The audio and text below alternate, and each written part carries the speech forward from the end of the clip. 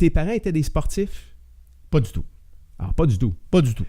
Et pourtant, t'as fait à quelque part, il est arrivé des événements où tu t'es retrouvé les deux pieds sur un plongeon, jeune, puis t'as commencé à plonger.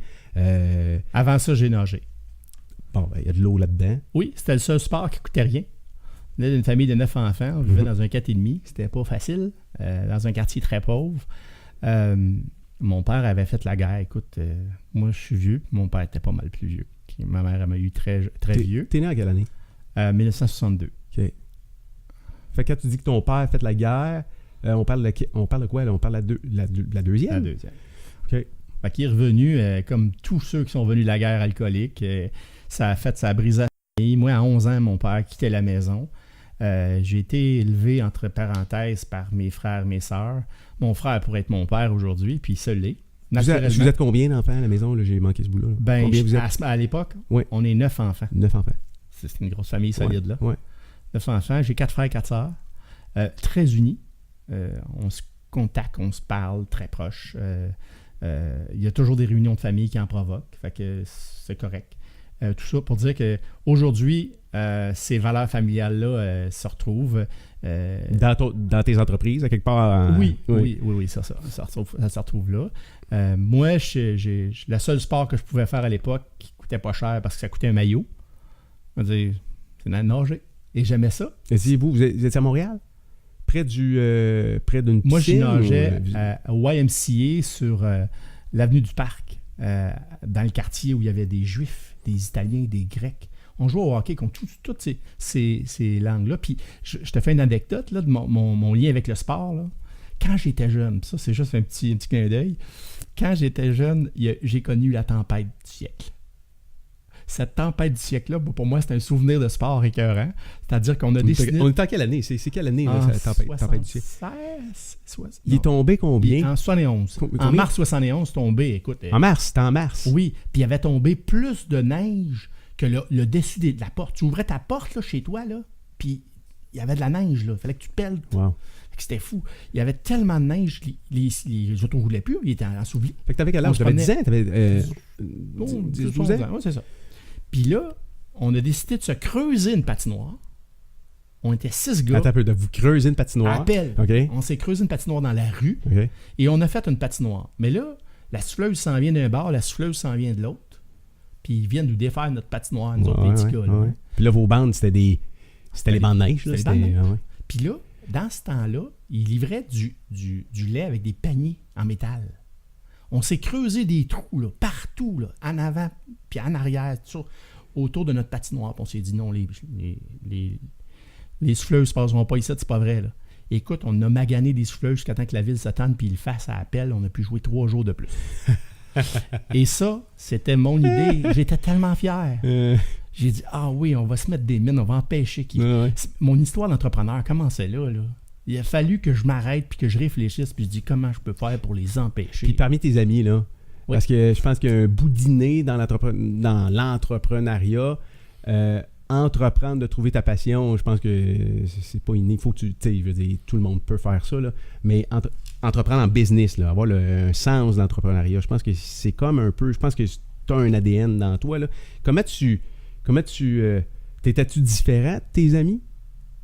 Est-ce qu'ils te percevaient d'une façon différente à ce moment-là? T'étais-tu un jeune différent, mais dans tes initiatives, dans tes idées, parce que tu parles de miner les... Ce qui est particulier, c'est que d'abord, de grandeur, j'étais petit. Très petit. Écoute, puis j'étais gros comme un pou. Là. J'étais petit. J'étais un late mature. Comme mes gars, ils font des 6 pieds et plus, les 3. Là. C'est des monstres. Là. Okay. Pour moi, en tout cas. Puis j'étais tout petit. Mon père était très grand. Dans la famille de mon épouse, c'était très grand aussi. Fait que mes enfants auraient fini par être grands. Mais moi, j'étais très petit. Très, très petit. Puis j'étais le plus petit de tout le monde. Assez que quand je nageais, j'arrivais aux épaules. Sur le bloc de départ, là. Ce que je voyais, là, c'est les épaules des deux chaque bord. Écoute, c'est intimidant. Là. Puis moi, je m'entraîne. Là, puis Puis pendant que je m'entraîne, ce que je vois, c'est un fond de piscine, 2 murs, puis un entraîneur qui gueule. Écoute, il n'y a rien de motivant là-dedans. Là. Puis l'eau est frette. Oh, écoute, c'est pas cool. Les vestiaires sont sales. Tu commences à nager, quoi? T'avais 10 ans à peu près? J'avais à peu près 10 ans. Puis ton objectif, là, je comprends que ça coûtait pas cher. Fait que c'est un sport qui était accessible pas mal à tout le monde. Là. Ouais. Mais là, entre nager puis faire partie d'une équipe de compétition? Je faisais partie d'une équipe. Moi, je suis dans une équipe. Et là, j'étais reconnu pour mes performances. Et là, j'étais fier parce qu'il y avait quelqu'un qui me disait « T'es bon ». Et ma mère, là, jusqu'à... J'étais responsable aquatique, elle pensait que j'étais encore sauveteur. Là. Je veux dire, j'ai un monde secret. Hein? On est ici, on se parle. Ouais. Il n'y a personne qui m'écoute de ma famille. Il n'y a personne qui me voit. Ouais. Moi, je sais ça. Ouais. Fait que dans mon monde secret, c'est ça. Et à cette époque-là, c'était encore pareil. J'avais une boîte de médailles là, parce que je faisais des compétitions à toutes les... Tu les cachais ou quoi? Dans mon tiroir. Mais pourquoi? Parce que tu voulais pas que tes parents le sachent ou c'était pas... C'était pas l'objectif. C'était pas une valeur dans la famille de montrer ou d'exposer tes performances ou...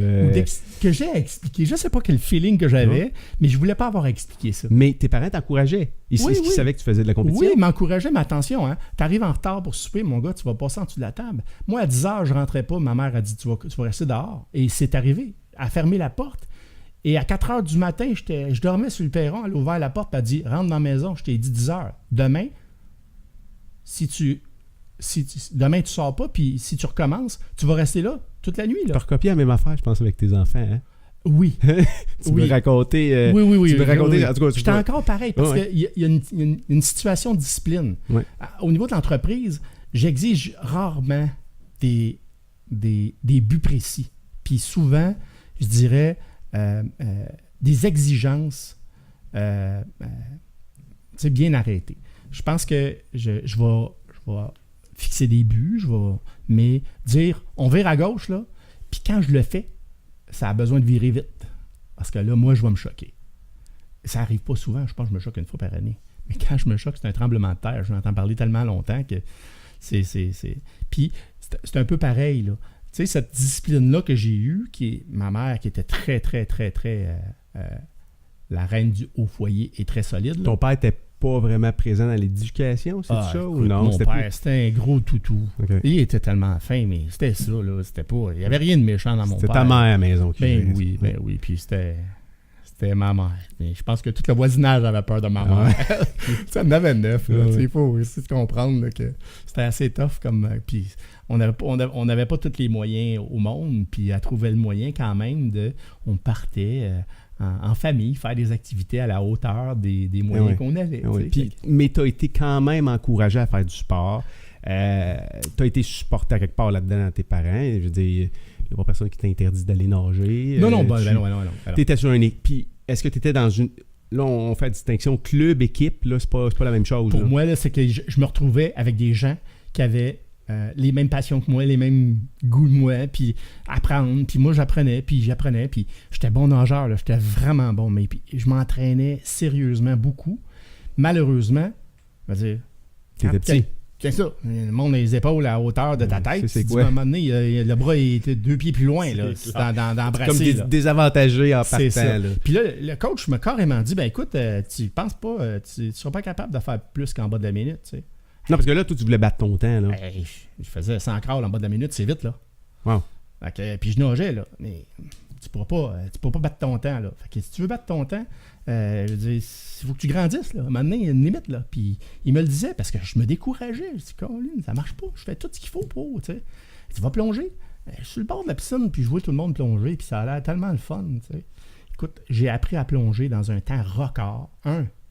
La biomécanique ou le sens du mouvement. Je nageais, moi, puis je sentais l'eau qui me coulait dans le dos, là. Cette espèce de sentiment. T'avais un avantage. Oui, j'avais déjà une expérience d'entraînement, de l'eau. La discipline. Oui, de la discipline. Puis je pense que tu me disais que c'est une question de génération, là, mais les entraîneurs à cette époque-là, ou peut-être les entraîneurs que tu as eus, toi, dans le club de natation, c'était assez rock'n'roll. C'était militaire, là. C'était hyper militaire. Puis l'entraîneur que j'ai eu, Donald Dion, écoute, faut parler d'une sommité. Là. Aujourd'hui, il est au Panthéon des sports, là, Donald. Là. Puis il est encore à l'Association canadienne, je pense, comme technicien. C'était une bolle en biomécanique. Là. C'était quelqu'un qui était extraordinairement bon. Moi, j'arrivais là, il y avait 3-4 athlètes. Le club commençait à se créer. Là, on est en quelle année? En 80 à peu près. 80, oui. autour de... les Olympiques d'été ont eu lieu, en 84? C'était-tu Oui. Los Angeles? C'est Los Angeles, c'était 84. Ça fait que c'était avant, c'est pré-olympique. C'était 80, c'était pas pire comme ça. Moi, j'embarque dans un programme olympique avec ces athlètes-là qui sont très bons, qui ont plongé depuis l'âge de 14 ans. Puis moi, j'étais pas mal plus vieux. J'arrivais peut-être 15 ans, là, plus vieux. Puis j'étais grand. J'étais petit, mais je me suis mis à grandir. Fait que là, je suis devenu plus grand, fait que je suis devenu un grand plongeur. Ouais. J'ai performé à la hauteur, mais je m'entraînais. Et là, j'ai découvert ce que toi, tu disais. Ça va être quoi ton chemin dans la vie? Mais j'aimais tellement l'entraînement que je me suis dit, je vais devenir entraîneur.